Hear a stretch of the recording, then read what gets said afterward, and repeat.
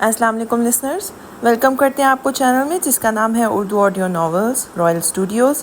ہمارے چینل کو سبسکرائب کریں، یہ فری ہے، اس سے ہماری حوصلہ افزائی ہوتی ہے اور آپ کو آنے والی ویڈیوز کی انفارمیشن ملتی رہتی ہے۔ شکریہ۔ اس کا ہمدرد و ہمراز بنا، لیکن جو نہ بن سکا وہ تھا حیام راجپوت کا نصیب۔ وہ جانتا تھا حیام راجپوت حسام سے نفرت کرے یا محبت، حسام راجپوت کو اپنا لے یا چھوڑ دے، لیکن وہ کبھی بھی ارحم انصاری کی نہیں بنے گی۔ اور یہی بات ارحم انصاری کو روز جیتے جی مارتی تھی۔ یہ سب جو ہائی لائٹ کیا ہے، ان سب کی ڈیٹیلز نکلواؤ، کیونکہ یہ قتل صرف ایک قتل اور اغوا نہیں بلکہ اس سے بہت آگے جانے والا ہے۔ کیونکہ یہ جو بندہ ہے، حیام نے پکچر اٹھا کے سامنے کی تو ارحم نے ہاتھ میں پکڑ کر اسے غور سے دیکھا۔ 25 سال پہلے اس پر قتل، ریپ اور بہت سے کیسز درج ہوئے تھے جن کا کوئی نتیجہ سامنے نہیں آیا، اور اہم بات، اس کا کوئی ریکارڈ بھی کبھی نہیں ہے۔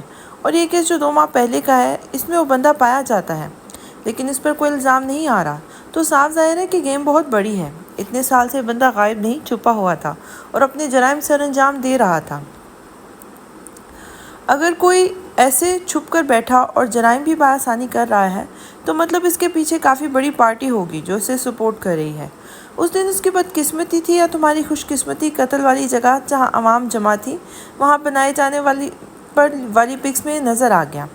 اب تم یہ سب نکلواؤ ڈیٹا، تب تک میں کچھ کھانے کو آرڈر کرتی ہوں، حیام نے فائلز اور پکس ارحم کی طرف بڑھاتے ہوئے کہا تھا۔ سیڑھیاں اترتے ہوئے عنان نے غیر محسوس انداز میں ارد گرد نظر دھڑائی، لیکن فاتح نے اسے کہیں بھی نظر نہیں آیا۔ لاشعوری طور پر وہ سارا دن اس کے بارے میں ہی سوچتی رہی۔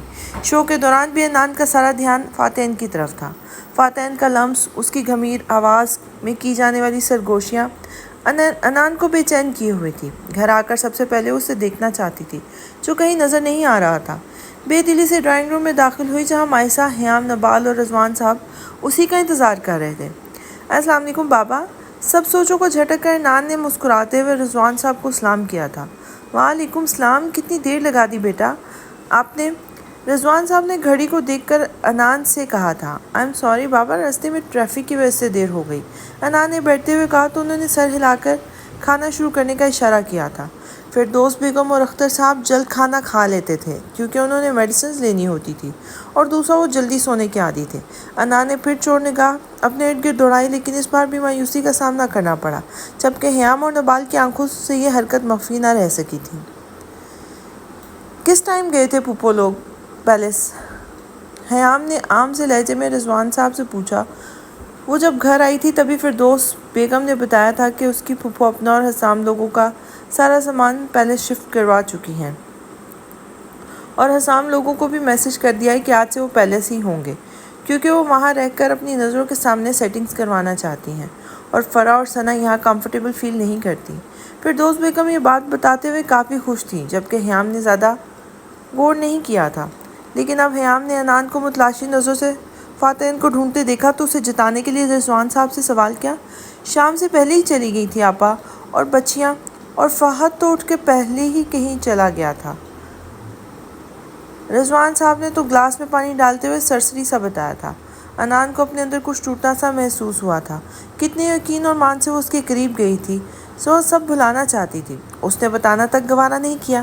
ایک تلخ سی مسکراہٹ عنان کے ہونٹوں پر آئی تھی۔ ایسے ہی دن ایسے سبک رفتاری سے گزر رہے تھے، سب اپنے اپنے کاموں میں اس قدر مصروف تھے کہ بات کرنے کا وقت نہیں تھا، اور وہ جو ان سب کے اتنے محبت کے دعوے کر کے گئے تھے، پلٹ کے حال تک نہیں پوچھا۔ حیام نے رولنگ چیئر پر جھومتے ہوئے بند آنکھیں کھولیں، جو نیند کے خمار لیے اس وقت سرخ ہو رہی تھی، دکھتے سر کو اپنے دائیں ہاتھ سے دبایا تھا۔ نائٹ ڈیوٹی کرنے کے بعد ارحم کی کال آ گئی تھی، اسے کچھ انفارمیشن ملی ہے جو اس کے کیس میں بہت کارآمد ثابت ہوگی، اس لیے حیام اب اس کا انتظار کر رہی تھی کہ تبھی دروازہ کھول کر مسکراتے ہوئے ارحم داخل ہوا تھا۔ ارحم کو دیکھ کر حیام ٹیک ہٹا کر سیدھی ہو کے بیٹھی تھی۔ شکر ہے تم آ گئے، نیند سے برا حال ہو رہا تھا، اب دکھاؤ مجھے، پھر گھر بھی جانا ہے، حیام نے آنکھیں مسلتے ہوئے ارحم سے کہا تھا۔ حیام اس وقت بہت کیوٹ سی بچی لگ رہی تھی۔ نیند کا خمار لیے سرخ آنکھیں ارحم کے دل میں ہلچل مچانے لگی تو ارحم نے ایک سرت سے نظریں پھیر کر فائل کھولی تھی، اپنی بے لگام دھڑکنوں پر قابو پانے کی کوشش کی جو حیام کو اپنے ارد گرد محسوس کر کے سینے میں ہلچل مچا دیتی تھی، جن کا شور ارحم انصاری کو اپنے کانوں میں سنائی دیتا تھا۔ پانی کا گلاس اٹھا کر ایک ہی گھونٹ میں سانس میں حلق میں اتار کر خشک پڑتے گلے کو تر کیا اور نظریں اٹھا کر حیام کو دیکھا، جو سوئی جاگی کیفیت میں کرسی کی پشت سے سر ٹکائے اسے ہی دیکھ رہی تھی۔ کبھی آنکھ بند کر لیتی اور پھر ہمت کر کے کھول کے اسے دیکھتی تھی۔ ارحم کو اس وقت ٹوٹ کر پیار آ رہا تھا حیام پر، اور ترس بھی آیا۔ وہ کل شام 6 بجے سے ڈیوٹی پر تھی اور اب صبح کے 10 بج رہے تھے۔ اگر یہ کیس اتنا امپورٹنٹ نہ ہوتا تو اسے کبھی زحمت نہ دیتا، کیونکہ یہ کیس کافی حد تک حیام کے ماضی سے بھی جڑا ہوا تھا، جسے سوچتے ہوئے ارحم کو بھی ڈر تھا کہ وہ کیا ری ایکٹ کرے گی۔ سب سوچوں کو جھٹک کر ارحم حیام کی جانب متوجہ ہوا تھا۔ یہ کچھ انفارمیشن ملی ہے، ارحم نے فائل حیام کی طرف کرتے ہوئے کہا، جسے منہ بسوڑتے ہوئے حیام نے پکڑ لیا۔ ارحم کو ہنسی تو آئی لیکن ضبط کر گیا۔ یہ گینگ لوگوں سے پیسے لے کر ان کے کہنے پر معصوم لوگوں کا قتل، کڈنیپنگ، اگر کسی امیر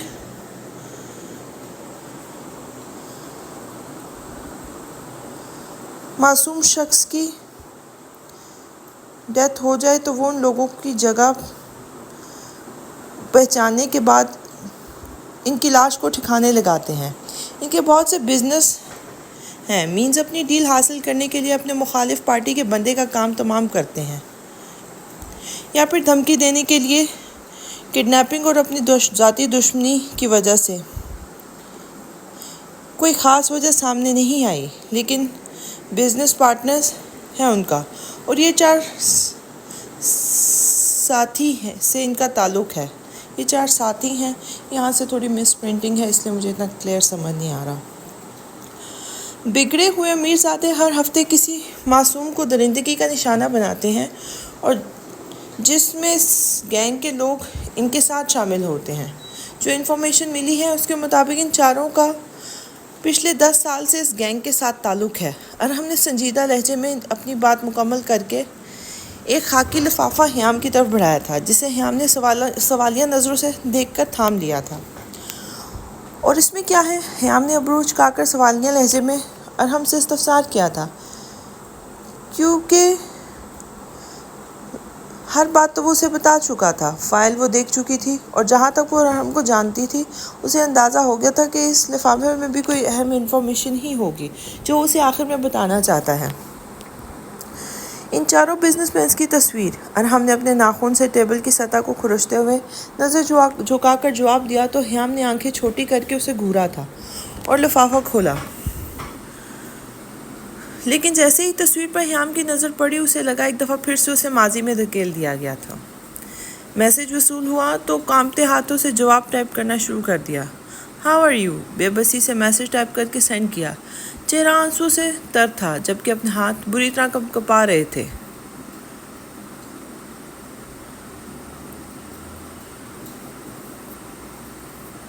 میسج پڑھ کر ماتھے پر پسینے کے قطرے نمودار ہوئے تھے، آنکھیں لبالب آنسوؤں سے بھری ہوئی تھی۔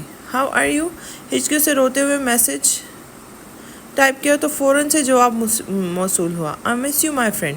کتنی دلیری سے اپنی گرل فرینڈ کا بتا رہا تھا، لیکن جو وہ مجبور تھی، ضرورت تھی اس شخص کی، وہ جیسا بھی تھا اسے قبول تھا۔ میسج کی رنگ ٹون پر جیسے ہی میسج اوپن کیا تو ایک لڑکی کی اتنی نازیبا تصویر کو دیکھ کے موبائل ہاتھ سے چھوٹ گیا، اور وہ وہیں زمین پر بیڈ پہ اونٹھے منہ گر کر ہچکیوں سے رونے لگی۔ سی مائی فرینڈ ہے شاید، یورس۔ میسج پڑھ کے وہ دھاڑے مار مار کر رو پڑی تھی۔ ڈی پی پر لگی اس کی مسکراتی ہوئی تصویر اسے خود کا مذاق اڑاتی محسوس ہوئی تھی۔ فون کو بیڈ سے نیچے پھینک کر گھٹنوں میں سر دیے وہ ساری رات روتی رہی تھی، لیکن اس سے اس شخص کی ضرورت تھی۔ ایک تصویر ہی تو ہے۔ ساری رات رونے تڑپنے کے بعد وہ اس نتیجے پہ پہنچی اور نظریں گھما کر فون کو تلاش کرنا چاہا جو زمین پہ پڑا تھا۔ چھوٹے چھوٹے قدم اٹھا کر وہ اس موبائل کے پاس آئی اور اسے آن کیا جہاں اسی کا میسج تھا۔ I am always yours. Message پڑھتے ہوئے چہرہ بالکل سپاٹ تھا، جیسے سارے جذبات مر چکے ہوں۔ موبائل کو سوئچ آف کر کے صوفے پہ اچھالا اور واش روم میں جا کے بند ہو گئی۔ حیام کی نیند بھت سے اڑی، کانپتے ہاتھوں سے تصویر کو ٹیبل پہ سے اچھالا اور خوفزدہ سی نظروں سے ارحم کو دیکھا جو بے بسی سے حیام کو دیکھ رہا تھا۔ ٹیبل پر دونوں ہاتھ رکھ کے اپنے بے جان وجود کو سہارا دے کے کھڑا کیا۔ ہاتھ پاؤں بری طرح سے کپا رہے تھے۔ ماضی اتنی بری طرح سے ایک دم سامنے آیا تھا کہ حیام راجپوت کو اپنی جان نکلتی محسوس ہو رہی تھی۔ حیام کو اٹھتے دیکھ کر ارحم بھی اپنی جگہ سے اٹھا۔ جبکہ ہیام خود میں ہمت جمع کر کے وہاں سے نکلنے ہی لگی تھی جب ارہم نے اسے بازو سے پکڑ کے روکا تھا اور ہیام کے سامنے آ کر کھڑا ہو گیا تھا۔ ہیام نے التجائیہ نظروں سے ارہم کو دیکھا تھا، جس پر ارہم نے نفی میں سر ہلا دیا تھا اور دونوں ہاتھوں سے ہیام کے کندھے تھامے تھے۔ میں ہوں نا ہیام، کچھ غلط نہیں ہونے دوں گا۔ ارہم انصاری مرتا مر جائے گا لیکن ہیام راجپوت پر آنچ بھی نہیں آنا دے گا، نہ ہی تم اور نہ ہی میں اپنی ان 3 چھوٹی بہنوں پر۔ بس تمہارا یقین اور تمہارا ساتھ چاہیے۔ لہجے میں آس لیے پوچھا تو ہیام نے ہاں میں سر ہلا دیا تھا، کیونکہ بولنے کی تو ہمت تھی ہی نہیں۔ وہ بولتی تو شاید آج وہ خود پر ضبط نہ رکھ پاتی۔ تشکر بھری نظروں سے ارہم کو دیکھا۔ ہیام راجپوت 100 بار مر کر بھی پیدا ہو جائے نا تو بھی ارہم انصاری کے احسانوں کا قرض نہیں اتار سکتی۔ ہیام کی آنکھوں میں تشکر دیکھ کر ارہم نے غصے سے اسے گھورا تھا۔ ہیام کو سمجھنے کے لیے ارہم انصاری کو اس کے الفاظوں کی ضرورت نہیں پڑتی تھی۔ ارہم انصاری کو تو اس کی خاموشی سے بھی خود سے کلام کرتی محسوس ہوتی تھی۔ شام میں وہ چاروں گھر تھیں۔ ہیام نے کافی حد تک خود کو سنبھال لیا تھا۔ اب وہ چاروں اختر صاحب کے ساتھ بیٹھی ان سے باتیں کرنے میں مصروف تھی۔ تبھی رضوان صاحب وہیں آئے تھے۔ جاؤ بیٹا، تم لوگ اپنی پھپھو اور حسام لوگوں کو بلا کر لاؤ، کہنا کہ آج ہمارے گھر کھانا ہمارے ساتھ کھائیں، رضوان صاحب نے اختر صاحب کے پاس بیٹھتے ہوئے کہا۔ ان چاروں سے کہا تو انہوں نے منہ بنا کر ان کی طرف دیکھا تھا، جسے نظر انداز کرتے ہوئے وہ اختر صاحب کے کندھے دبانے لگے تھے۔ ارے کیوں جائیں میری بیٹیاں، نوکر لگی ہوئی ہیں تمہاری بہن کی، خود تو اپنی اسے توفیق نہ ہوئی کہ جھوٹے منہ ہی کسی کو آنے کی دعوت دے دے۔ ابھی تو یہ سامنے گھر ہے اور پچھلے 20 دنوں میں ایک بار بھی تمہارے کسی بھتیجے کو بھی توفیق نہ ہوئی کہ چکر ہی لگا لیں، اور یہ چاروں اٹھ کر جائیں گی۔ ادھر رضوان صاحب تو جیسے فردوس بیگم کی دکھتی رگ پر ہاتھ رکھ دیا تھا، کیونکہ اب وہ شروع ہو گئی تھی تو رضوان صاحب کے اگلے 3-4 دن وقفے سے ان کی عزت ہوتی رہنی تھی۔ ہم جا رہے ہیں نا نانو، ہم بھی دیکھیں کیسا سجایا ہے پیلس ان لوگوں نے، ہماری نانو جیسا تو کوئی گھر سنوار ہی نہیں سکتا نا۔ نبال نے اپنے بابا کی درگت بنتے دیکھ کر فوراً کھڑے ہوتے فردوس بیگم کو مکھن لگایا تھا۔ جواب بند پیار بھری نظروں سے نبال کو دیکھ رہی تھی اور نبال ان کی نظروں میں اپنے لیے پیار دیکھ کے غش کھانے لگی، کیونکہ ان کے پیشے کی وجہ سے فردوس بیگم اسے زیادہ تر گھورتی رہتی تھی یا طنز کرتی رہتی تھی۔ ہائے صدقے جاؤں میں اپنی بچی پر، جا جلدی جا اور تصویریں بھی بنا کر لا، فردوس بیگم نے محبت پاش نظروں میں کہا تو نبال نے ہیام لوگوں کو بھی زبردستی اٹھایا تھا۔ وہ تینوں جانا تو نہیں چاہتی تھی لیکن اپنے بابا کی اتنی آس بھری نظروں کو نظر انداز کر نہیں کر سکتی تھی۔ وہ جانتی تھی کہ انہیں اپنے بھائی کے بیٹوں سے کتنی محبت ہے۔ وہ جیسے ہی پیلس داخل ہوئے تو وہاں انہیں حسام لوگوں کی کار نظر نہ آئی تو مطمئن ہو کے آگے بڑھی، کیونکہ وہ ان سے کوئی بحث نہیں کرنا چاہتی تھی۔ اندر آئی تو انہیں کوئی بھی نہ دکھا۔ ڈائننگ ہال کی طرف سے آوازیں آ رہی تھیں تو انہوں نے اس طرف قدم اٹھایا تھا۔ ابھی وہ اندر داخل ہوتی کہ اندر آنے والی آوازوں نے پاؤں زمین میں جکڑ لیے تھے۔ بے یقینی ہی بے یقینی تھی، دکھ، ملال، غصہ، نفرت، بیک وقت نہ جانے کتنے احساسوں میں خود کو گھرا ہوا پایا تھا۔ بہت بڑی غلطی کی آپ نے جب رخسار مامی کو قتل کروایا تھا تو ساتھ ان کے بیٹوں کو بھی ٹھکانے لگا دینا تھا۔ ثنا کی جھنجھلاتی آواز پر باہر کھڑی ان چاروں کو اپنا وجود بے جان ہوتا محسوس ہوا تھا۔ دماغ خراب تھا میری ماں کو سلو پوائزن دے دے کے مروا دیا۔ وہ تو شکر ہے میری ملازمہ نے ایسی چال چلی کہ اسے ہاسپٹل نہیں لے کر گئے، اگر ایک ساتھ سب کو مرواتی تو شک ہو جاتا۔ بیوقوف، صفیہ بیگم نے دانت پیس کر کہا تھا۔ ویسے بھی مجھے وہ پھلجڑی چاہیے۔ اف ہیام، اسے تو میں بھول ہی نہیں پا رہا۔ فہد نے خباثت سے قہقہہ لگاتے ہوئے کہا تھا۔ مجھے وہ حسام راجپوت ہر قیمت پر چاہیے۔ تم اس ہیام کو مار دو، کچھ بھی کرو، لیکن حساب سے دور کرو، جلد از جلد۔ فرح نے نفرت سے چلاتے ہوئے کہا تو صفیہ بیگم نے اسے گھورا تھا۔ اتنی کوشش تو کی تھی لیکن وہ ہر بار بچ جاتی تھی۔ لیکن اب میں یہاں آ گئی ہوں نا، اب ایسی چال چلوں گی کہ کسی کو منہ دکھانے کے قابل نہیں رہے گی۔ اور مزید اور بھی انکشافات کر رہے تھے جبکہ انان نم آنکھوں سے اپنی بہنوں کو دیکھ رہی تھی۔ وہ یہ سب سہ چکی تھی اور جانتی بھی تھی کہ ایک دوسرے کے بارے میں، لیکن انجان تھی تو انان راجپوت، وہ بسام لندن کا پلے بوائے، یہاں آ کر کیسے مائسا کا دیوانہ ہوا پھر رہا ہے، جیسے اس کے علاوہ کسی کو دیکھا تک نہیں۔ جب پتہ چلے گا نا اس کی مائسا پرنسس کے ساتھ میں نے کیا کیا ہے تو منہ بھی نہیں لگائے گا اسے۔ صفیہ بیگم کے اتنے زہریلے الفاظ پر مائسا کو اپنا دم گھٹتا محسوس ہوا تھا۔ آنکھیں لبالب پانیوں سے بھری تھی۔ جس بات کو وہ راز سمجھ رہی تھی سب واقف تھے اس سے، اور وہ جو اتنے اعتماد سے ان کے سامنے آئی تھی جبکہ وہ دل میں اس پر ہنستے تھے۔ نبال ایک جھٹکے سے مڑی اور پہلے سے باہر نکلتی چلی گئی۔ اس سے زیادہ سننے کا اس میں حوصلہ نہیں تھا، جبکہ مائسا نے بے جان قدموں سے خود کو گھسیٹتے ہوئے قدم باہر کی جانب بڑھائے تھے۔ حیام نے پلٹ کر اپنے پیچھے کھڑی انان کو دیکھا جو ساکت آنکھوں سے اسے ہی دیکھ رہی تھی۔ وہ حیام، مجھے تو لگا تھا حسام کہ اتنے گھٹیا تصویر مانگنے پر چھوڑ دے گی جتنی غیرت مند بنتی تھی، لیکن وہ تو اس کے آگے بچھتی ہی چلی گئی۔ فہد کی بات نے نفرت کے تابوت میں آخری کیل ٹھونکنے کا کام کیا تھا۔ ایک تلخ مسکراہٹ حیام کے چہرے پر آئی تھی۔ انان نفی میں سر ہلاتی جھٹکے سے مڑی اور بھاگنے کے انداز میں وہاں سے نکلی تھی۔ یہ نبال اور مائسا ایسے کیوں جا رہی ہیں؟ حسام نے گاڑی پیلس کے پورچ میں کھڑے کرتے ہوئے پلٹ کر ان دونوں کو مینشن میں داخل ہوتے دیکھ کر کہا تھا۔ کہیں پھوپھو نے تو کچھ نہیں کہا؟ بسام نے فکر مندی سے اسے استفسار کیا تھا۔ میں دیکھ کر آتا ہوں۔ کار کا دروازہ بند کر کے جیسے ہی بسام پلٹنے لگا تو اندر سے آتی انان اس کے پیچھے حیام پر نظر پڑی۔ حیام کا سپاٹ اور انان کا غصے سے سست پڑتا چہرہ دیکھ کے اسے کسی انہونی کا احساس ہوا تھا۔ انان بنا ان کی طرف دھیان دیے باہر جانے لگی تو فاتح نے آگے بڑھ کر بازو تھام کر روکا تھا۔ What happened?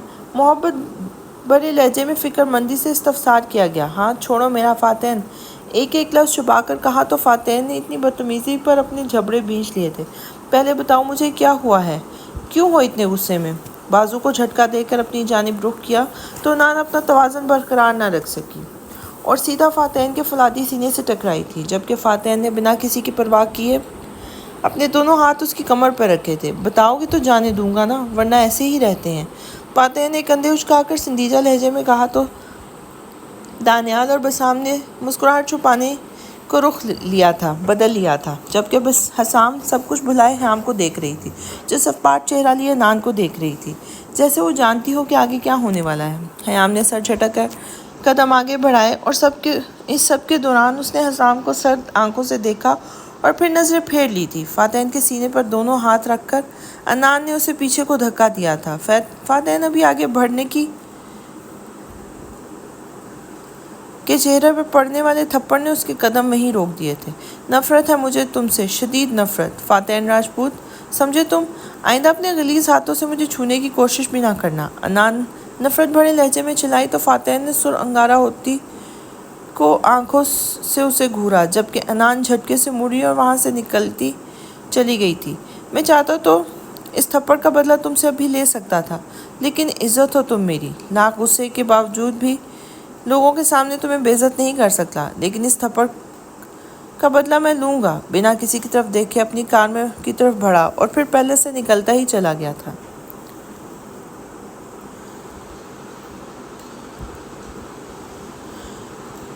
What's app group میں ارحم کا میسج آیا تھا جس پر نبال اور مائسا نے اوکے کا رپلائی کیا تھا۔ ان تینوں کے میسج دیکھ کر حیام نے ہاتھ میں پکڑی فائل لاکر میں رکھی تھی اور چھت کی جانب قدم بڑھائے تھے۔ وہ جیسے ہی چھت پر پہنچی تو اسے وہ تینوں کہیں دکھائی نہ دیے، لیکن وہاں بنے کمرے کی لائٹ آن دیکھ کر اسے اندازہ ہو گیا تھا کہ وہ اندر ہی ہوں گے۔ چاروں بہنوں کو پینٹنگ کرنے کا شوق تھا اور ہمیشہ چھت پر آ کے پینٹنگ کرتی تھی اور پھر ارحم بھی پھلانگ کر یہاں آ جاتا تھا۔ پینٹنگ کے دوران کلر ختم ہو جاتے یا کوئی چیز چاہیے ہوتی تو انہیں نیچے جانا پڑتا، پھر ان کا شوق دیکھ کر اس نے ان کے لیے ایک لائف پیک کمرہ بنوا دیا تھا جو ان کی بچپن سے لے کر ابھی تک کی پینٹنگز کے ساتھ بھرا ہوا تھا۔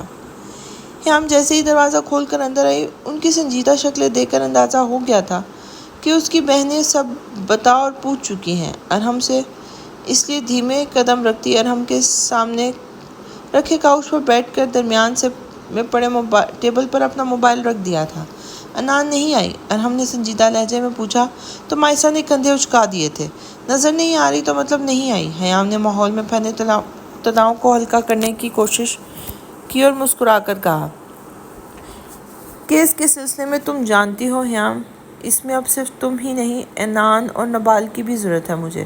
ارحم نے لیپ ٹاپ آن کرتے ہوئے کہا تھا۔ کیا مطلب بھائی؟ نبال نے حیرت سے استفسار کیا تو حیام نے اسے کیس کے بارے میں بتایا تھا۔ تو اب ہمیں کیا کرنا ہوگا؟ مائسا نے لیپ ٹاپ اپنی طرف کھسکاتے ہوئے کہا تھا۔ اس کیس میں نبال ہماری لائر ہوگی، کیونکہ باہر کے بندے پر یقین کرنا سب کی ہوگا۔ انان ان مشہور شخصیات کو اپنے لائیو شو میں بے نقاب کرے گی جب جو بھی انفارمیشن ہمیں ملے گی۔ یا کیس جتنا آگے بڑھے گا وہ سب لوگ سامنے آئیں گے جو اس گینگ کے ظلم کا شکار ہوئے ہیں، جن میں 2 بزنس وومن بھی ہوں گی۔ ان سب کی سپورٹ ہمارے لیے بہت فائدہ مند ہوگی، لیکن اس کیس کو ہم ابھی ہائی لائٹ نہیں کریں گے، پہلے اس کی جڑوں تک پہنچیں گے۔ جب سب ہمارے ہاتھ آئے گا تب میڈیا کو انوالو کریں گے، اور جب ایک دم ان کی جانوں پر بنے گی تو تب وہ بس خود کو بچانے کی کوشش کریں گے، ایک دوسرے کو نہیں۔ اور میں کیا کروں گی؟ اس سب میں مائسا نے معصومیت سے آنکھیں پٹپٹاتے ہوئے ارحم سے پوچھا تھا۔ تم سب سے اہم کام کرو گی میری چھوٹی جان مائسا۔ مائسا کی ناک دباتے کہا تو اس نے منہ بسوڑ کر ارحم کو دیکھا تھا۔ 2 ہفتے بعد کیسٹ گروپ آف انڈسٹریز والوں نے ایک پارٹی ارینج کی ہے، اور جہاں تک مجھے یقین ہے وہ تم لوگوں کو ضرور انوائٹ کریں گے، اور وہاں جا کر تمہیں ایک فائل ڈھونڈنی ہوگی، جبکہ میں اور حیام اسی باتوں میں الجھائیں گے۔ ویسے بھی ہماری دشمنی ہے، تفصیل سے بات تو کرنی پڑے گی نا۔ ارحم کی بات پر حیام نے مسکرا کر اس بات میں سر ہلا دیا تھا۔ اگر ایسا نہ ہوا، روم سے باہر آتے ہوئے نبال نے پوچھا تو ارحم نے اپنے قدم روک کر پلٹ کے اس کی طرف دیکھا تھا۔ پھر اس کی غیر موجودگی میں کام کرنا پڑے گا، کیونکہ ان فائلز میں سے ہی ان گینگ کے لیڈرز کے نام ہیں، اور اس کا بھی جو اس گینگ کو اپنا راز رکھنے کے لیے پیسے دیتا ہے۔ یہ سب تو منان سے بھی ڈسکس کر لینا، حیام کی طرف متوجہ ہو کے کہا تھا۔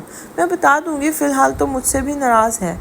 حیام نے کندھے اچکا کر جواب دیا تو ارحم ہنس دیا۔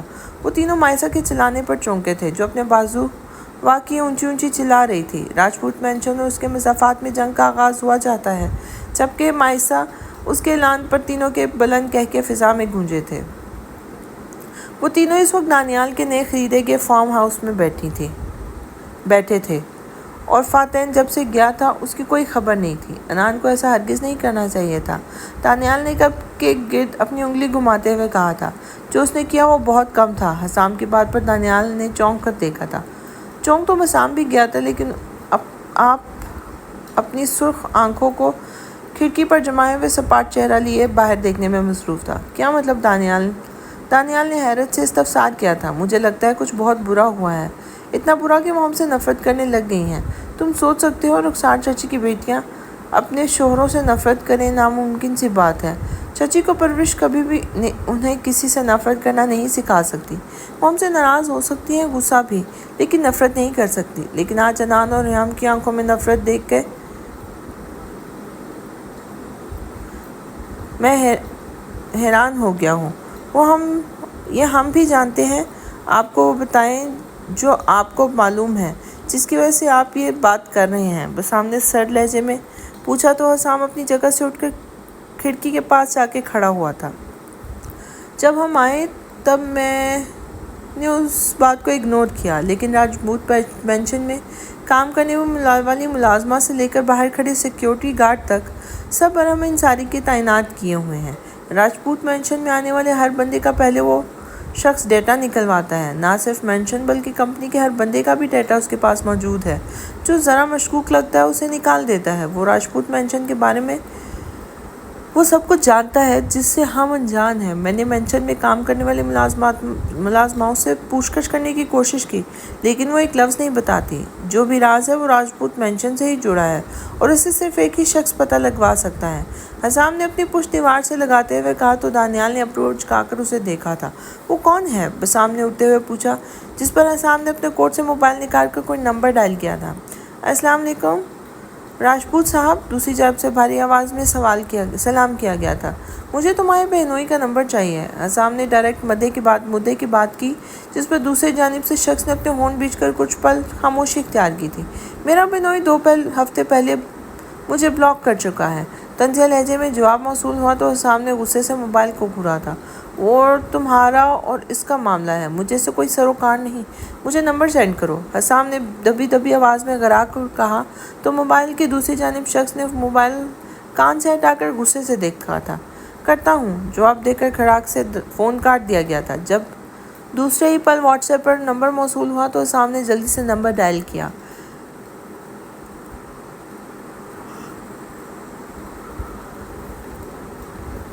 जिसे पहले 2 बार तो काट दिया गया, लेकिन तीसरी बार पहली ही रिंग पे उठा लिया गया था। भौंकिए, फाड़ खाने वाले लहजे में चिल्लाकर कहा तो हसाम ने अपनी आंखें बंद करके गुस्सा जब्त किया था, जबकि दूसरी जानिब से बेड से भागती दिया का बाजू पकड़कर शामिर ने अपने सीने पे गिराया था और एकदम करवट बदलकर उस पर झुकाया था, जो आप शामिर को घूरते हुए देख रही थी, जिस पर शामिर ने बेशर्मों की तरह आंख दबाकर उसके होंठों पर रख दिए थे। हसाम, राजपूत बात कर रहा हूँ। फ़ोन से आने वाली आवाज़ पर शामिर ने अपना चेहरा पीछे किया था। ओह, यानी साले साहब के जानने वाले, क्योंकि राजपूतों से तो उन्हीं का याराना है। शामिर ने मुस्कुराती नज़रों से दिया को देखकर कहा तो हसाम ने हाँ कहा था। मतलब की बात करो ताकि मैं सुबह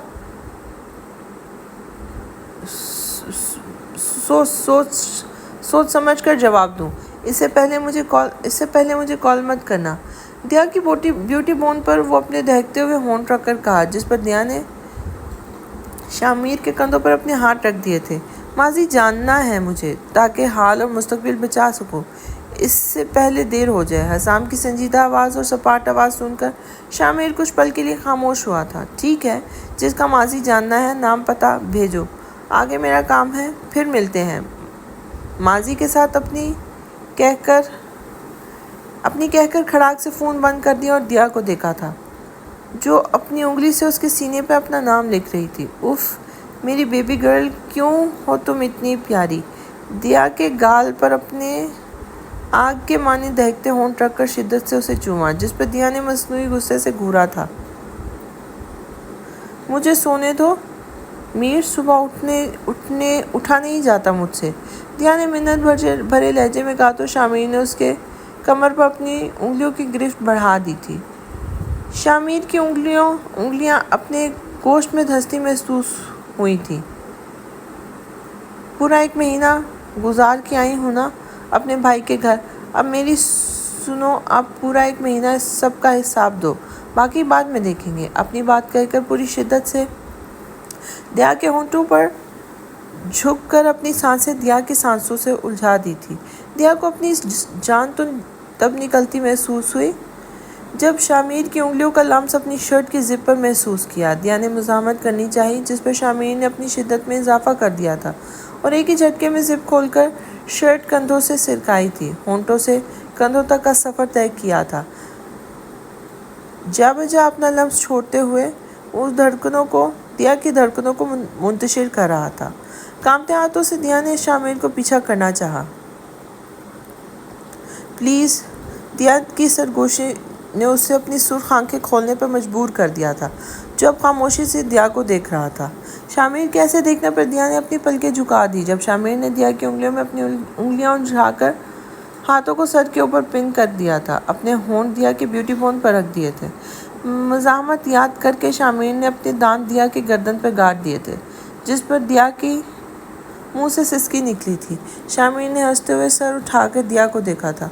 तो मुझे कभी अपना जंगलीपन ना भूलने देना, दिया ने खुफकी से कहा तो शामिर ने उसके माथे पर अपना लम्स छोड़ा था। कभी नहीं बेबी गर्ल, ये जुनून और शिद्दत तुम्हारे लिए तो हैं। और फिर पूरी शिद्दत से उस पर झुकता चला गया था और एक खूबसूरत रात ने उसे अपने पर फैलाकर उन्हें अपने आगोश में ले लिया था। आगाज़ मोहब्बत सर्दियों की तवील रातों में बेरब्त गुफ्तगू तावक्ते सहर, खामोशी के सिलसिलों में कहीं तुम्हारी सरगोशियों की लहर, बेनाम आंसुओं के सेल रवां हैं, सिसकियों का महूम सा वक्फा, मुझे अब तक याद है वो आगाज़ मोहब्बत का पहला मरहला। माइसा का मैसेज पढ़कर अनान ने मोबाइल डैशबोर्ड पर रखा था। इतना कुछ जानने के बाद भी इस शख्स का लम्स अनान को आज भी अपने चेहरे पर महसूस हो रहा था। दिमाग बुरी तरह से मलामत कर रहा था, जबकि दिल जो कह रहा था वो अनान सुनना नहीं चाहती थी। अभी वो अपने ख्यालों में गुम थी कि सुनसान सड़क पर किसी को गिरे हुए देखा था। कार को 5 कदम रोक कर इर्द गिर्द का जायजा लिया। ये जगह इस्लामाबाद से थोड़ी आगे थी, जहाँ उनका फार्म हाउस था।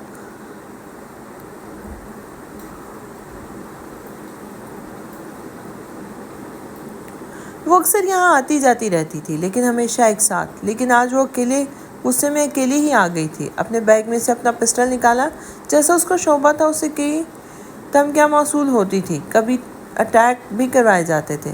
جب وہ کسی سیاسی پارٹی کو بے نقاب کرتی تھی، لیکن ہیام اور ارہم ہمیشہ اس کی ڈال بنی رہتے تھے۔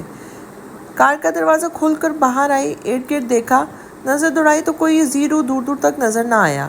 سامنے پڑا وجود واقعی کوئی معصوم تھا تو اسے فکر بھی تھی۔ پسٹل کو بیلٹ میں اڑاستے ہوئے 2 قدم آگے بڑھائے۔ جیسے عنان اس وجود کے پاس پہنچی، اسے ارد گرد کہیں خون نہ دکھائی دیا، لیکن پھر بھی جھک کر اس وجود کو سیدھا کرنا چاہا۔ لیکن جیسے ہی عنان نے کندھوں سے تھام کر سیدھا کیا، اس شخص نے آنکھیں کھول کر عنان کے چہرے پہ مکہ مارنا چاہا۔ وہ جو خود کو پہلے ہی ہر طرح کی سچویشن کے لیے تیار کیے بیٹھی تھی، بروقت اس شخص کا ہاتھ اپنے چہرے پر پہنچنے سے پہلے ہی پکڑ کر مروڑ دیا تھا۔ فضا میں آدمی کی دل خراش آواز گونجی تھی۔ عنان نے اپنا مٹھی کا مکہ بنا کر سامنے والے کی ناک پہ مارا، جس پر وہ درد سے بلبلا اٹھا تھا۔ ابھی عنان اٹھتی کہ اسے سڑک کے دونوں اطراف سے 5 آدمی آتے ہوئے دکھائی دیے تھے، جن کے چہرے پر نقاب تھا۔ اپنی گھبراہٹ کا قابو پا کر عنان نے اٹھ کر ان سب کی طرف دیکھا۔ اس پر اٹیک ہو جاتے تھے، لیکن ڈرانے کے لیے گاڑی پر فائر ہو جانا، ایکسیڈنٹ کروانے کی کوشش کرنا، لیکن یہ پہلی بار ہوا تھا جس پر وہ ایک پل کو گھبرا گئی تھی۔ دائیں طرف سے آنے والے آدمی نے آگے بڑھ کر عنان کو تھامنا چاہا تھا، جس پر عنان نے ٹانگ مار کر اسے پیچھے گرایا تھا۔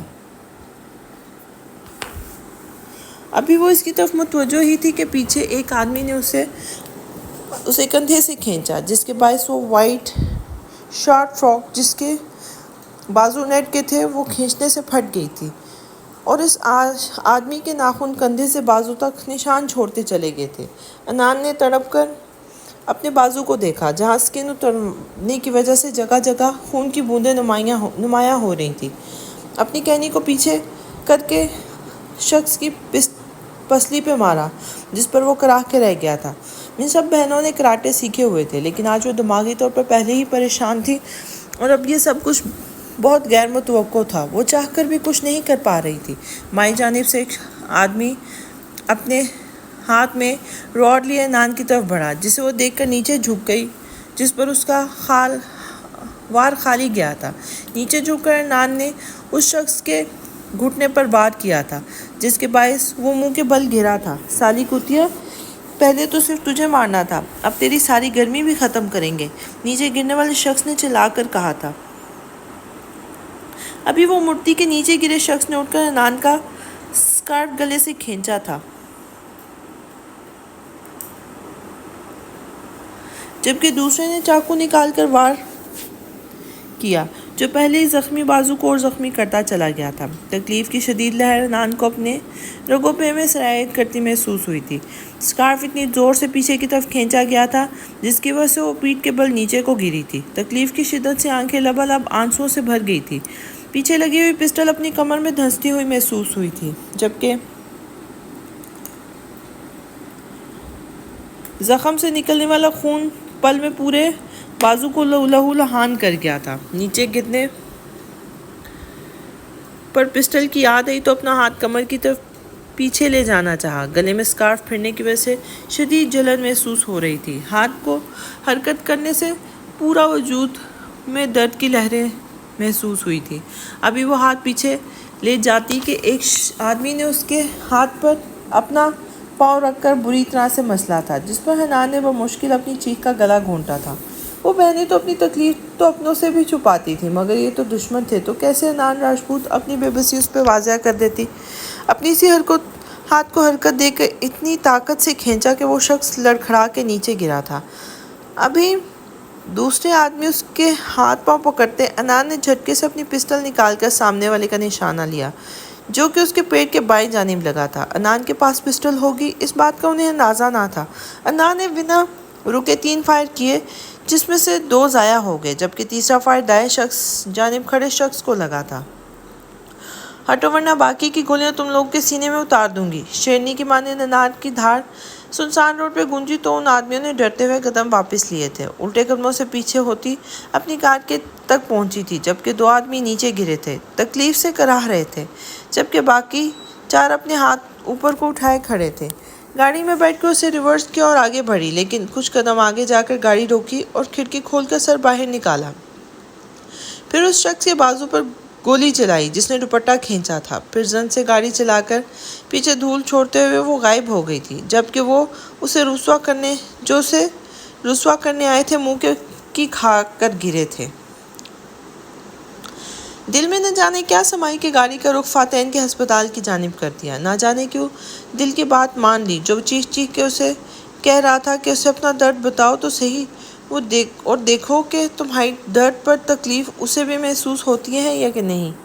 अपनी गाड़ी हॉस्पिटल की पार्किंग में रोककर पिछली सीट पर अपनी जैकेट उठाकर पहनी, जिसे पहनते हुए बाजू में दर्द की टीसें उठना शुरू हो गई थी।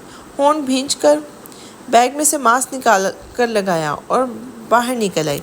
रिसेप्शन पर जाकर इधर उधर नजरें दौड़ाई तो फातेन उसे कहीं नजर नहीं आया।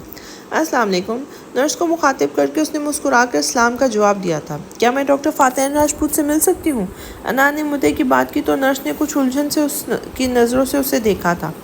आप उनकी क्या लगती हैं?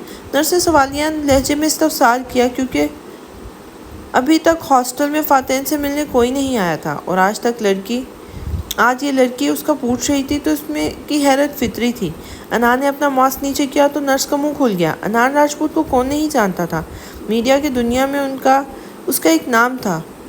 रोज़ अपने शो पर वो लोगों की बोलती बंद करती थी, मजलूम लोगों के हक में आवाज़ उठाती थी, ऐसे लोगों के चेहरे बेनकाब करती थी कि चैनल वाले उसकी दीदा दिलेरी पर दंग रह जाते थे। 24 साल की उम्र में ही उसने अपना लोहा मनवा लिया था। इस सफ़र में हियाम और हरम ने कदम कदम पे उसका साथ दिया था। वो लोगों को बेनकाब करती तो वो सज़ा देते थे। मेरी कज़न है, वो ज़रूरी काम आन पड़ा, कॉल अटेंड नहीं कर रहे थे इसलिए यहाँ आना पड़ा। अना ने नर्म लहजे में कहा तो नर्स फिदा होती नज़रों से उसे देखती रही थी। श्योर मैम, हॉस्पिटल में ही रूम है, यहाँ लेफ़्ट टर्न करेंगी तो पहले नंबर पे उनका ऑफिस है। नर्स ने चमकती आंखों से जवाब दिया तो अनान ने अपना मास्क ऊपर किया। Thank you. अनान ने नर्स को जवाब देकर पलटना चाहा जब उसकी आवाज़ पे रुका था। Can I have a photograph? इल्तिजाइया लहजे में कहा तो अनान ने मुस्कुराकर उसे देखा था। Sure, autograph sorry. अनान के कहने पर नर्स ने जल्दी से पेन और पेज आगे किया था, जिस पर अनान ने ऑटोग्राफ देकर उसकी जानिब बढ़ाया था। इसके दौरान हाथ की दर्द से जान निकलती महसूस हो रही थी। हाथ पर लिपटे हुए स्कार्फ की वजह से लिखा भी नहीं जा रहा था। नर्स शायद अनान को देखने में मसरूफ़ थी, जो उसका ध्यान हाथ पर नहीं गया था। दर्द अब तकलीफ बर्दाश्त से बाहर था, इसलिए ज़बरदस्ती होंठों पर मुस्कुराहट सजाकर नर्स के थैंक यू का जवाब देकर पलट गई थी। तेज़ तेज़ कदमों से फातेन के ऑफिस की जानिब बढ़ी थी। वो जो पेशेंट की फ़ाइल रीड करने में मसरूफ़ था, दरवाज़ा खुलने की आवाज़ पर सर उठा के सामने देखा था। अपने सामने इस दुश्मनी जान को देखकर नज़र कुछ पल के लिए साकित हो गई थी, लेकिन चाप वाली हरकत याद करके गुस्से की शदीद लहर वजूद में सरायत कर गई थी। तूफ़ान एक झटके से अपनी जगह से उठा था, जबकि अनान दरवाज़ा लॉक करके उससे पीठ लगाकर खड़ी हो गई थी और अब अपनी तरफ अपनी जानिब आते फातेन को देख रही थी।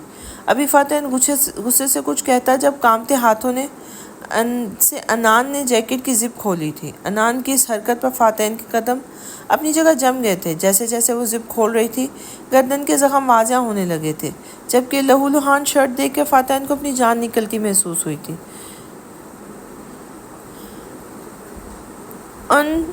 सरगोशी की सूरत में अल्फाज अदा हुए जो शायद फातेन राजपूत को खुद भी सुनाई ना दिए थे। दुख तकलीफ भी कीनी जाने कितने ही कैफियत में उस वक्त फातेन राजपूत खुद को महसूस कर रहा था। अपने जाने बाएं कंधे से जैकेट उतार कर अब वो दाएं से उतारनी चाहिए तो दर्द सिसकियों की सूरत इख्तियार कर गया था, और वो जो तब भी नहीं रोई थी जब उस शख्स ने इतनी बुरी तरह से हाथ मसला था। अपने सामने फातेन को पाकर इन आंसुओं को ना रोक सकी थी। कोशिश के बावजूद भी अब जब जैकेट ना उतार सकी तो फातेन की जानिब देखा, जो खून छलकाती आंखों से अनान के बाजू को ही देख रहा था।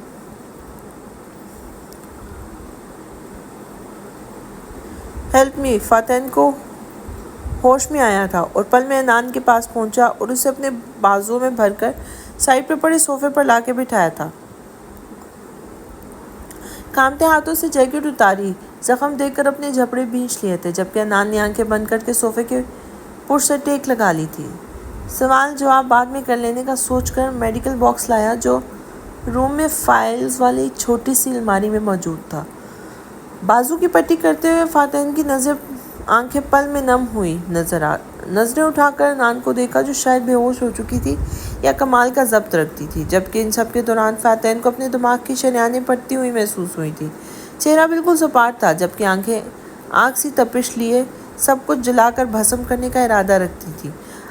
ہاتھ کی انگلیوں پر نظر پڑی تو وہ سوجی ہوئی تھی محسوس ہوئی، دل کی دھڑکنیں بے ہنگم ہوئی، بری طرح سے لب کچلتے اسکارف ہاتھ سے اتارا۔ جیسے جیسے اسکارف اتار رہا تھا، فاتن راجپوت کا دل کر رہا تھا کہ دنیا جلا کے بھسم کر دے۔ ایک بے اختیار آنسو پلکوں کی باڑ توڑ کر انان کے زخمی ہاتھ پہ آ کے گرا تو فاتن نے اسے اپنے لبِ مسیحائے اس زخم پر رکھ کے مسیحائی کرنا چاہی تھی۔ پٹی کر کے ٹیوب ہاتھ میں تھامی اور انان کے قدموں سے کھڑا ہو کر اس کے دائیں جانب اپنے گھٹنا فولڈ کر کے صوفے پہ بیٹھ گیا تھا۔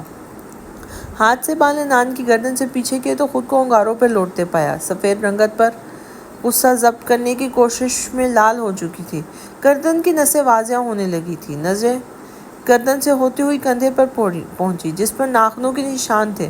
خود پر ضبط کر کے ٹیوب زخموں پر لگا کر نیچے باکس کے پاس پھینک دی، اپنا بازو انان کے سر کے نیچے سے گزارا اور اس کا سر اپنے سینے پہ رکھ دیا۔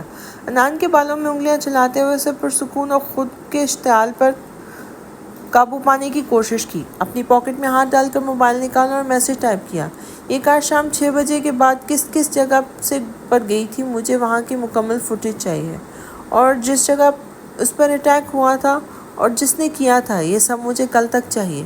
میسج سینڈ کرنے کے بعد انان کی طرف متوجہ ہوا تھا۔ سرگوشی سے بھی کم آواز میں انان نے فاتن کو پکارا تھا، جی جانے فا۔ فاتن نے جذبات کی آنچ لیے گمبھیر لہجے میں انان کا چہرہ اپنے ہاتھوں میں بھرا کر کہا تو انان نے بمشکل اپنی آنکھیں کھول کے اس کی جانب دیکھا تھا۔ فاتن کا لہجہ جتنا نرم تھا، آنکھیں اتنی وحشت اور جنون لیے ہوئے تھی، جنہیں دیکھ کر انان بھی کانپ گئی تھی۔ انان تو خشک پڑتے ہونٹوں پر زبان پھیر کر انہیں ترک کر گیا تھا، تو فاتن نے مخمور ہوتی نظروں سے انان کی یہ حرکت دیکھی تھی۔ اپنے ہونٹوں پر فاتن کی نظر محسوس کر کے انان نے پیچھے ہونا چاہا تو فاتن نے کمر میں بازو ڈال کے اسے اپنے اوپر گرا لیا تھا۔ فاتن کے کلون کی ڈارک خوشبو انان کے اعصابوں کو جکڑ رہی تھی۔ اپنی پلکیں اٹھا کر فاتن کی طرف دیکھا جو اسے ہی دیکھنے میں مصروف تھا۔ لہجے میں بے بسی لیے التجا کی تو انان نے اپنا سر واپس اس کے کندھے پہ رکھ لیا تھا۔ تمہیں ملے ایک ایک زخم کا بدلہ فاتن راجپوت سوچ سمیت لے گا۔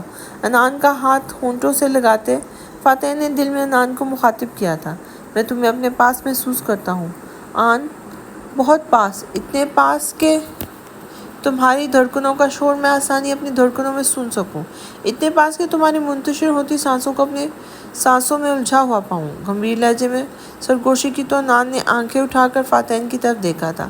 نظروں کا تصادم اتنے زور سے ہوا تھا کہ وہ پلکیں جھپکائے بغیر نہ جانے کتنی دیر خود میں کھوئے ہوئے تھے۔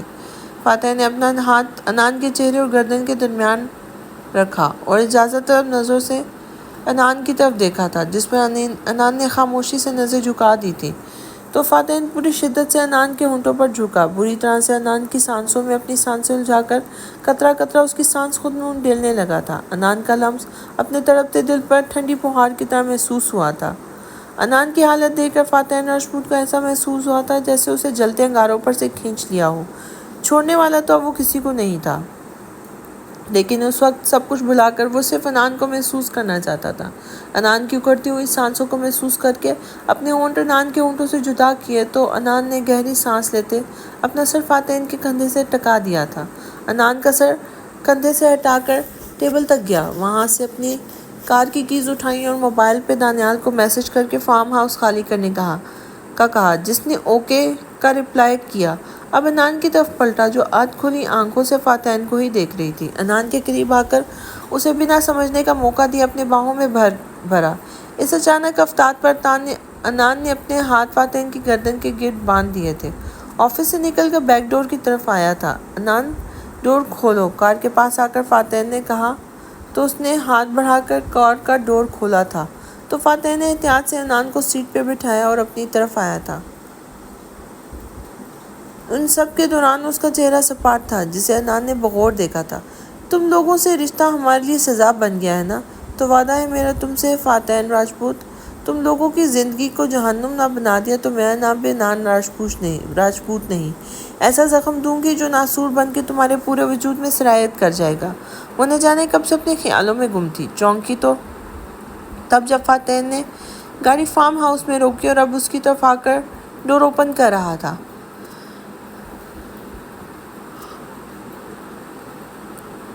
چلو آن، نرمی سے ہاتھ بڑھا کر کہا تو انان گاڑی سے نیچے اتری اور ارد گرد نظریں دوڑائیں، جبکہ فاتح مضبوط قدم لیتا راہداری سے بھرتا روم میں انان کو لے آیا تھا۔ رکو یہیں میں کپڑے لاتا ہوں۔ انان نے نرمی سے انان کا گال تھپ تھپا کر کہا اور مڑ کر کبرز کی طرف بڑھ گیا تھا۔ بلیک ٹی شرٹ اور بلیک کی ٹراؤزر نکالا تھا۔ یہ لو، تم فریش ہو جاؤ، میں کچھ کھانے کو لاتا ہوں، پھر میڈیسن لینا۔ فاتح کے کہنے پر انان نے کپڑے لیے واش روم میں گھس گئی، جبکہ فاتح پرسوچ نظریں دروازے پہ ٹکائے کافی دیر تک دیکھتا رہا، پھر سر جھٹک کر کچن کا رخ کیا تھا۔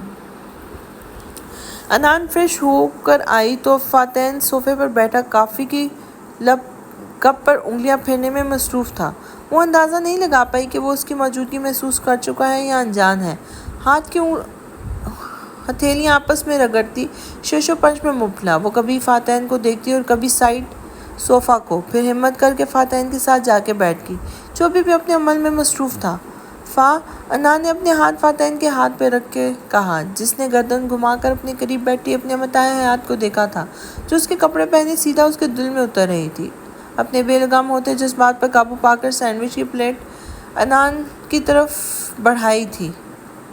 فنش اٹ، تنبیہ لہجے میں کہا تو انان نے سینڈوچ اٹھا لیا تھا۔ یہ میڈیسن بھی لینی ہے، سو ہری اپ، میڈیسن پلیٹ کے پاس رکھتے ہوئے کہا تو فاتح کے سنجیدہ لہجے پر انان نے سر اس بات میں ہلا دیا تھا، جبکہ فاتح صوفے کے پشت سے سر ٹکا کر اپنے دونوں ہاتھ سر کے نیچے رکھے باندھ کر بغور انان کو دیکھنے لگا تھا۔ فاتح کی نظروں کی تپش اپنی پیٹھ پر محسوس کر کے انان کو اپنی ریڑھ کی ہڈی میں سنسناہٹ محسوس ہوئی تھی۔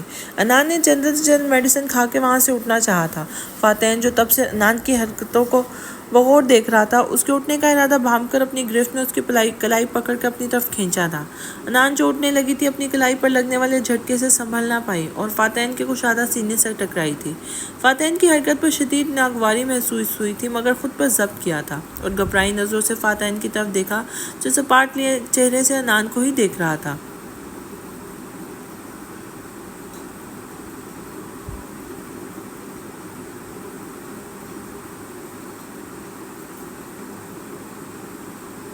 دبے دبے لہجے میں گھرا کر کہا تو انان کو اپنی جان نکلتی محسوس ہوئی تھی۔ کیا مطلب ڈرتے ہوئے نظریں اس کی نظروں میں گاڑ کر پوچھا تو فاتح کے ہونٹوں پر طنزیہ مسکراہٹ آئی تھی، جبکہ ڈر تو وہ حقیقت میں گئی تھی۔ تم کیوں بھول جاتی ہو مسز فاتح راجپوت کہ میں تمہارے بچپن کا ساتھی ہونے کے ساتھ ساتھ تمہارا روح کا بھی ساتھی ہوں؟ میں تو تب بھی سمجھ جاتا تھا جب تمہیں بولنا نہیں آتا تھا، تو تمہیں کیوں لگا کہ تمہیں سمجھنے کے لیے مجھے ابھی بھی الفاظ کی ضرورت پڑے گی؟ اپنی گرفت انان کی کمر پر مضبوط کرتے ہوئے کہا تھا تو انان تکلیف سے سسک پڑی تھی۔ وہ نہیں جانتا تھا کہ اس کی کمر پر بھی چوٹ لگی ہے، اور انان نے اسے بتانا گوارا بھی نہیں کیا تھا، کیونکہ وہ جانتی تھی کہ وہاں بھی مرہم لگاتا، جو انان برداشت نہیں کر پاتی۔ کیا مطلب؟ فاتح کے گرفت نرم کرتے پر الجھ گیا تھا۔ انان کے چہرے سے بال ہٹاتے ہوئے اس کے چہرے پہ پھونک ماری تو انان نے آنکھیں زور سے میچ لی تھی۔ تمہیں پتہ ہے جب تم چھوٹی تھی تب اگر مجھ سے غلطی ہو جاتی تو تم مجھ سے بات تک نہیں کرتی تھی، کوئی نہ کوئی سزا ضرور دیتی تھی۔ ویسے تمہارے کھیلنے کے لیے تمہیں منانا پڑتا تھا، لیکن جب تم نے بدلہ لینا ہوتا تھا تب تم خود ہی آ جاتی تھی میرے پاس، اور میں ہمیشہ اسی پہ خوش ہو جاتا تھا۔ لیکن وہ انان ہی کیا جو بدلہ لیے بغیر رہ جائے؟ سارا دن کھیلتی رہتی تھی، پر جب ہی ماما پاپا پاس آتے چلا چلا کے رونا شروع کر دیتی، اور جب تک وہ مجھے ڈانٹ نہ دیتے تمہیں سکون نہیں ملتا تھا، اور جب بدلہ پورا ہو جاتا تھا تب تم پھر ایٹیٹیوڈ دکھاتی تھی۔ تو میری اینگری برڈ کو کیوں لگا کہ میں اب سمجھ نہیں پاؤں گا؟ جو لڑکی 7 گھنٹے پہلے مجھ سے نفرت کا اظہار کر کے گئی تھی اور اب ایک دم سے اپنے مرہم کے لیے میرے پاس آ گئی ہے، تمہیں کچھ عجیب نہیں لگ رہا؟ جہاں تک میں تمہیں جانتا ہوں مائی اینگری برڈ، تم کسی کو ناپسند کرو تو مرتے ہوئے سے پانی لے کر پیو، مجھ سے تو نفرت کا تو مرتے ہوئے بھی اس سے پانی لے کر نہ پیو، مجھ سے تو نفرت کا اظہار کیا گیا تھا۔ ابروج کھا کر طنزیہ لہجے میں استفسار کیا تو انان نے خونخوار نظروں سے فاتحین کو گھورا اور اپنے ہاتھ اس کے سینے پر رکھ کر اٹھ کھڑی ہوئی۔ اس سب کے دوران ہاتھ میں تکلیف تو ہوئی، لیکن اپنی اور نہ غصے میں اسے مکمل طور پر نظر انداز کر کے، جبکہ فاتحین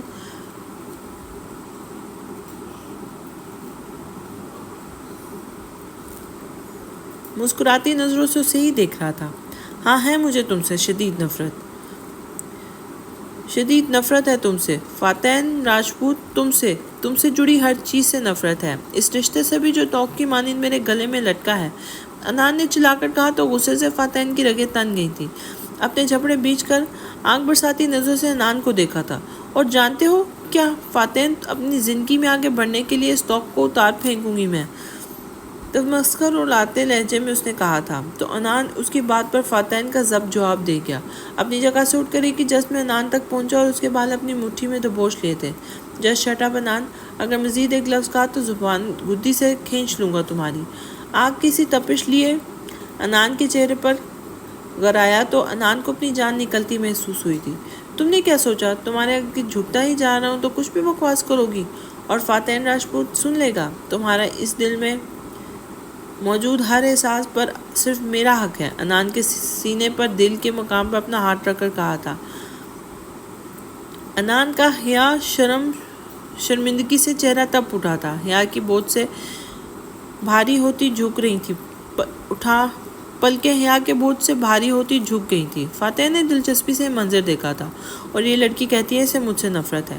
تم کیوں نہیں سمجھ جان کہ جس سے نفرت ہوتی ہے اس کے قریب آنے پر چہرے پر گلال نہیں کھلتے؟ فاتح نے بے بسی سے اپنے لب کچل ڈالے تھے، جبکہ انان نے اپنے لرزتے بائیں ہاتھ سے فاتحین کا ہاتھ ہٹانا چاہا تو اس نے انان کی انگلیوں میں زبردستی اپنی انگلیاں الجھا کر اس کا ہاتھ پیچھے پشت سے ٹکا دیا تھا۔ تمہیں پتہ ہے آن کہ مرد کتنا انا پرست ہوتا ہے؟ کوئی عورت اس سے اونچی آواز میں مخاطب ہو جائے تو انا کا مسئلہ بنا لیتا ہے۔ اور تم نے آج کیا کیا؟ آنکھیں موندے اپنا سر انان کے سر سے ٹکائے بوجھل اور گمبھیر لہجے میں کہا تھا۔ فاتحین کی گرم سانسوں کی تپش سے انان کو اپنا چہرہ جھلستا ہوا محسوس ہوا تھا۔ نیند کی وجہ سے آنکھوں کے آگے اندھیرا چھایا تو خود کو گرنے سے بچانے کے لیے فاتحین کی شرٹ دبوچی اور آنکھوں میں نیند کا خمار لیے فاتحین کی طرف دیکھا تھا، جو گہرے سانس بھرتا انان کی سانسوں کو خود میں انہیل کر رہا تھا۔ یہ دیکھ کر جسم کا سارا خون انان کو اپنے چہرے پہ سمٹتا محسوس ہوا تھا۔ خود پر انان کی نظروں کی تپش محسوس کر کے آنکھیں واقعی تو انان کی آنکھوں میں نیند کا خمار دیکھ کر ہونٹ مسکراہٹ میں ڈھلے تھے۔ فاتح نے جان بوجھ کر اسے نیند کی گولی دی تھی تاکہ وہ آرام کرے۔ وہ جانتا تھا جب وہ اسے بتائے گا تو وہ یہاں سے جانا چاہے گی، اور فاتح نہیں چاہتا تھا کہ وہ لڑ جھگڑ کے اس کے دل میں بدگمانی بڑھائے۔ غصہ، ناراضگی یا چاہے نفرت ہی کرو، لیکن میرے پاس اور میری ہی رہ کے کرو۔ دور جانے کا سوچنا بھی بد مسز، کیونکہ یہ ناممکن ہے۔ تنبیہ لہجے میں انان کی نیند بھری آنکھوں میں اپنے آنکھیں گاڑ چکا تھا۔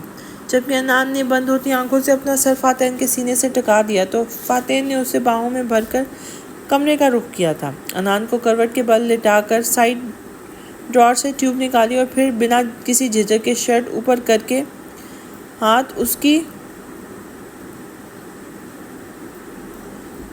پیٹ والے زخم پر ٹیوب لگائی تھی۔ وہ اس کے سسکنے پر ہی جان چکا تھا کہ ضرور کوئی چوٹ ہوگی اور وہ انا کی ماری اسے نہیں بتائے گی، اسی لیے فاتح نے اپنی گرفت نرم کر دی تھی۔ جھک کر زخموں پر اپنے دہکتے ہونٹ رکھ کر فاتحین کے لمس پر رکھے۔ فاتحین کے لمس پر انان کسمس آئی۔ ٹیوب واپس رکھ کر دروازہ لاک کیا، بیڈ کی جانب آتے اپنی شرٹ اتار کے صوفے پہ اچھالی تھی، کمفرٹر کھول کر انان پر ڈال دیا تھا اور اس کے ساتھ نیم دراز ہو کر انان کو اپنے باہوں میں بھر لیا تھا۔ اف، اپنا آپ پکا زن مرید لگ رہا ہے، تھپڑ کھاپ کے بھی باہوں میں بھرے بیٹھا ہوں۔ غصہ کہاں غائب ہو جاتا ہے میرا یار۔ تمہیں دیکھ کر انان کے چہرے کی طرف دیکھ کر بے بسی سے کہا جو معصوم چہرے پہ معصومیت سجائے سو رہی تھی۔ انان کو اپنے اتنے قریب دیکھ کر فاتن کو اپنا آپ بہکتا محسوس ہوا تو سر جھٹک کر ہاتھ بڑھا کر لیمپ آف کیا اور آنکھیں موند کر سونے کی کوشش کی جو کہ ناممکن تھی۔ صبح انان کی آنکھ کھلی تو خود کو فاتن کے مضبوط حصار میں قید پایا جو اسے تکیے کی طرح دبوچے انان کے بائیں کندھے پر سر رکھے اور کمر پر دونوں ہاتھ باندھے سو رہا تھا۔ انان کچھ لمحے تو سوتی جاگتی کیفیت میں فاتن کو دیکھتی رہی، پھر کل کی تلخ یادیں یاد آتے اس کا حصار توڑ کر اٹھ کھڑی ہوئی۔ گھڑی پر نظر دوڑائی تو صبح کے 6 بج رہے تھے اور پلٹ کر فاتن کو دیکھا جو انان کے اوپر اٹھنے پر کروٹ بدل چکا تھا اور اب باہوں میں انان کی جگہ تکیہ تھا۔ انان کے اندر جلن کا احساس پیدا ہوا، نفرت بھرے نظروں سے تکیے کو گھورا۔ کمینہ محبت کرتا ہے اور مجھ میں اور تکیے میں فرق ہی نہیں پتا، دانت پیس کر کہا تو کروٹ بدل کر لیٹے فاتن نے دانتوں تلے ہونٹ دبا کر مشکل سے اپنا قہقہا روکا تھا، جبکہ انان تن ون کرتی اس کے سائیڈ آئی اور وہاں سے فاتن کی گاڑی کی چابی اٹھائی اور خونخوار نظروں سے فاتن کو گھورتی دروازہ کھول کر باہر چلی گئی تھی۔ جبکہ انان کے جانے کے بعد فاتن جلدی سے اٹھا اور موبائل اٹھا کر کال ملائی جو پہلے ہی بیل پر ریسیو کر لی گئی تھی۔ میڈم میری کار میں گئی ہیں، جب تک خیریت سے گھر نہ پہنچے پیچھا کرتے رہنا اور جہاں گڑبڑ لگے سوچے سمجھے بغیر سیدھا اڑا دینا، سرد لہجے میں کہا تو دوسری طرف سے کال کاٹ دی گئی تھی، جبکہ فاتن کھڑکی سے انان کو جاتے ہوئے دیکھ رہا تھا۔ دیکھیے مسٹر، پولیس کو کیا پتا یا آپ انہیں کیا بتا رہے ہیں، وہ ایک علیحدہ معاملہ ہے، لیکن جب آپ کوئی وکیل ہائر کرتے ہیں تو اسے سچ بتانا ہی پڑتا ہے تاکہ وہ اس حساب سے کیس بنائے۔ ایسا کیوں؟ سامنے بیٹھ کر شخص نے تلخ لہجے میں پوچھا تو نبال نے دل میں اسے 100 سلواتیں سنائی تھیں۔ اگر آپ نے چوری کی ہے تب بھی بتانا پڑے گا، کیونکہ پھر میں ان پوائنٹس کو دیکھوں گی جو آپ کو مجرم ثابت کر رہے ہیں، اور ہر وکیل اپنے کلائنٹ کو بچانے کے لیے ان چیزوں کو جھٹلائے گا۔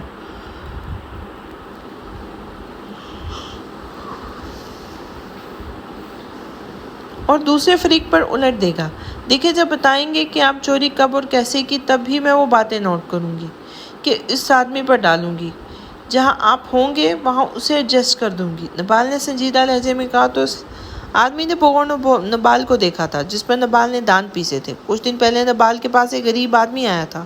اس کا کہنا تھا کہ اس کے مالک کے آفس سے کسی نے پیسے چرا لیے ہیں اور الزام اس پہ لگا دیا ہے اور یہ سب اسی کے خلاف ہے، لیکن اسے امجد نامی شخص پر شک ہے کہ چوری اس نے کی ہے۔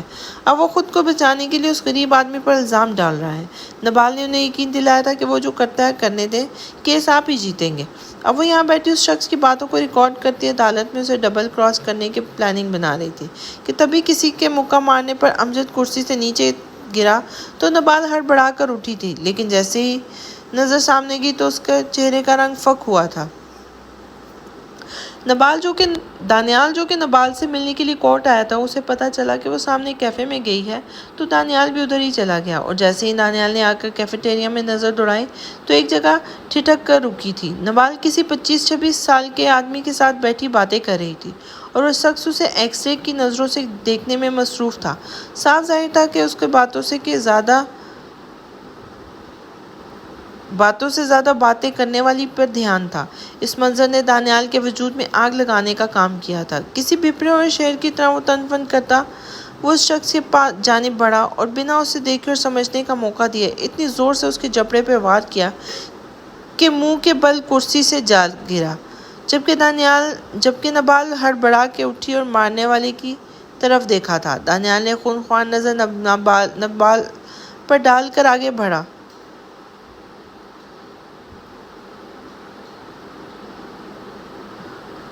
اور اس شخص کو بلا کو سیکنڈ کر دیا۔ پلیز دانیال، چھوڑو میرا ہاتھ۔ اس نے اسے روکنا چاہا تو اس نے گردن موڑ کر خون چھلکاتی آنکھوں سے اس کو دیکھا تھا۔ ہمت بھی کیسے ہوئی میری بیوی کو گھٹیا نظروں سے دیکھنے کی؟ پھر سے اس شخص کو مارتے ہوئے گرایا تو نبال نے ڈٹ کر قدم پیچھے کر لیے تھے، جبکہ لوگ کھڑے تماشا دیکھ رہے تھے۔ وہ جانتی تھی کہ اگر دانیال نے اسے نہ چھوڑا تو اس کے مخالفین اس کو ضرور اچھالیں گے کہ نبال راجپوت کے شوہر نے ایک مظلوم شخص کو پیٹا ہے، جبکہ معصوم تو وہ کہیں سے بھی نہیں تھا۔ ہمت کر کے نبال آگے بڑھی اور دانیال جو ایک شخص سے اس کا جو ایک ہاتھ سے اس شخص کا کالر پکڑے اور دوسرے ہاتھ سے اس کے چہرے کا نقشہ بگاڑنے میں مصروف تھا۔ دانیال کا وال کٹ کرتا ہاتھ بازو سے تھام کر نیچے سے گزر کر اس کے سامنے کھڑی ہوئی تھی، جس پر دانیال نے اس شخص کو دھکا دے کر اس شخص کو نبال سے دور کیا اور کمر میں ہاتھ ڈال کر اسے اپنے قریب کر لیا تھا۔ اف پری، اگر تمہیں کہیں لگ جاتی۔ پل میں خونخوار تاثرات نرمی میں بدلے تھے، آنکھوں میں محبت اور فکرمندی واضح ہوئی تھی۔ مجھ سے تو بات ہی مت کرے دانی۔ دانت پیس کر اسے گھورا اور اس کا اثار توڑ کر باہر کی جانب بڑھی تھی۔ دانیال تیز مگر مضبوط قدم بڑھاتا نبال کی طرف بڑھا اور اسے سمجھنے کا موقع دیے بغیر بازو سے تھام کر اپنی گاڑی میں لا بٹھایا تھا، جس پر نبال نے دانت کچکچا کر اس شخص کو دیکھا تھا جو اب ڈرائیونگ سیٹ پر بیٹھا گاڑی ریورس کر رہا تھا۔ تم بھی نا، وہ سرد نظروں سے بوکھلا کر تم سے آپ پر آ گئی تھی۔ مطلب آپ کو کچھ اندازہ ہے کہ یہ بات کس طرح پھیلے گی؟ اس معصوم بوڑھے شخص کو نوکری سے نکال دیا گیا ہے، لیکن آپ کو اس سے کیا؟ دیکھ ہی رہا تھا، کھا تو نہیں گیا تھا مجھے؟ نبال نے جھنجھلاتے ہوئے کہا تو دانیال نے ایک دم سے بریک لگائی تھی، جس پہ نبال کا سر ڈیش بورڈ سے لگتے لگتے بچا تھا۔ ابھی وہ سنبھلی بھی نہ تھی جب دانیال نے کندھوں سے تھام کر اس کا رخ اپنی جانب کیا تھا۔ دانیال کی انگلیاں اپنی جلد میں دھنستی ہوئی محسوس ہوئی تھی۔ کوئی تمہیں میرے علاوہ دیکھے گا؟ دیکھے بھی کیوں؟ لال بک کا چہرہ لیے نبال کے چہرے پر دھاڑا تو نبال نے تکلیف اور ڈر کے باعث اپنی آنکھیں بند کر لی تھی۔ دانی، اپنے ہاتھ ہٹائیں۔ دانیال نے گرفت اور ہلکی کی اور اپنے ہاتھ کھینچ لیے۔ درد تمسخر اور آتے لہجے میں کہا تو نبال نے آنکھیں کھول کر اس کی طرف دیکھا تھا۔ تم جانتی ہو کہ درد کیا ہوتا ہے نبال؟ درد وہ ہوتا ہے جو اتنے سالوں میں نے برداشت کیا ہے، جس کی تکلیف مجھے روح تک محسوس ہوتی ہے، اور درد وہ ہے جو تم نے اتنے دنوں میں مجھے اپنی بے رخی سے دے رہی ہو، اور ہمارا درد دانی جو ہم نے برداشت کیا ہے، وہ سب کیا بے معنی ہے؟ دانیال کی بات کاٹ کر بے بسی سے کہا تو دانیال نے اپنے ہاتھوں کے پیالے میں نبال کا چہرہ بھر لیا تھا۔ تو کہہ تو رہا ہوں، میرے پاس آ جاؤ۔ دانیال راجپوت ہر درد کا ازالہ کرے گا۔ نبال کی آنکھوں سے گرتے آنسوؤں کو اپنے ہونٹوں سے چنتے ہوئے بھوجل اور گمبھیر لہجے میں کہا تھا۔ دانیال کا لمس نبال کو اپنی روح میں اترتا محسوس ہوا تھا، لیکن سب کچھ نظر انداز نہیں کر سکتی تھی، خود غرض نہیں بننا چاہتی تھی۔ ہر درد کا ازالہ ممکن نہیں ہوتا۔ نبال نے نظر پھیرتے ہوئے کہا تو دانیال نے بغور اس کے چہرے کی طرف دیکھا تھا۔ ایک بار یقین کر کے تو دیکھو پری، دانیال راجپوت تمہاری ہر تکلیف، ہر درد کو خود میں سمیٹ لے گا۔ اپنے دہکتے ہونٹ نبال کے گال پر سبز کرتے کہا تو نبال کو اپنے روا کامتا محسوس ہوا تھا۔ اپنے کامتے ہاتھوں سے دانیال کی شرٹ سینے سے دبوچے اور دانیال کی مخروط ہوتی آنکھوں میں دیکھا تھا۔ لیکن مجھے ڈر ابھی نبال اپنی بات مکمل کرتی کہ دانیال پوری شدت سے اس کے ہونٹوں پر قابض ہوا تھا۔ قطرہ قطرہ کر کے اس نے نبال کی سانسوں کو خود میں اڈیلتے اس کے ہر خدشے، ہر ڈر کو اپنے لمس سے ختم کرنے کی کوشش کی تھی۔ اپنے ہاتھ نبال کی کمر پہ باندھ کر اسے اپنے سینے میں بھینچ لیا تھا۔ نبال آنکھیں بند کے اس لمس کو اپنی روح میں اترتا محسوس کر رہی تھی۔ نہ جانے کتنی ہی دیر وہ ایک دوسرے میں کھوئے رہے، جب دانیال نے نبال کی اکھڑی سانسوں کی پرواہ کر کے اپنے ہونٹ نبال کے ہونٹوں سے جدا کیے تھے اور سر اس کی سر کے ساتھ ٹکا دیا تھا۔ گاڑی میں مانی خیز سی خاموشی چھا گئی تھی۔ بھاری ہوتی سانسوں کا شور ارتعاش پیدا کر رہا تھا۔ نبال کے وجود سے اڑتی مسحور کن میں خوشبو دانیال کو مدہوش کر رہی تھی۔ تمہیں اپنے محبت، اپنے لمس میں اس قدر گم کر دوں گا نبال راجپوت کہ تمہیں اگر کچھ یاد رہے گا نا تو وہ صرف دانیال راجپوت اور اس کی شدتیں اور وافدگیاں ہوں گی۔ میرا لمس، میری محبت، میں پور پور بھیگے تمہارے وجود کو ماضی میں یاد کرنے کی فرصت ہی نہیں رہے گی۔ بھوجل گمبھیر لہجے میں اتنی بے باک سرگوشیاں کرتے نبال راجپوت کو خود میں سمیٹنے پر مجبور کر گیا تھا۔ دانیال کے جذبے لٹاتی نظروں سے بچنے کی خاطر نبال نے اس کے سینے میں جائے پناہ ڈھونڈنی چاہی تو گاڑی نبال پر گرفت مضبوط کر کے اپنا چہرہ اس کے سر پہ ٹکا کر سکون سے آنکھیں مونڈ لی تھی۔ دروازہ کھلنے کی آواز پر مائسا نے سر اٹھا کے دیکھا تو بسام ہاتھ میں فائلز اور کارڈ لیے اندر داخل ہوا تھا۔ کتنے دنوں بعد وہ اسے دیکھ رہی تھی، جس کے چہرے پر سرد مہری چھائی ہوئی تھی۔ یہ انویٹیشن آیا ہے کیسر گروپ آف انڈسٹریز کی طرف سے، بسام نے کارڈ ٹیبل پر رکھتے ہوئے کہا تو مائسا اپنے خیالات سے چونکی تھی۔ اوہ ہاں ٹھیک ہے، میں دیکھ لیتی ہوں، مائسا نے ہڑبڑا کر جواب دیا تو بسام نے سنجیدہ نظروں سے اس کی طرف دیکھا تھا۔ اسے وہ بات ابھی تک نہیں بھول رہی تھی، جب بھی یاد کرتا تھا ہر بار اپنا وجود جلتے انگاروں پر محسوس ہوتا تھا۔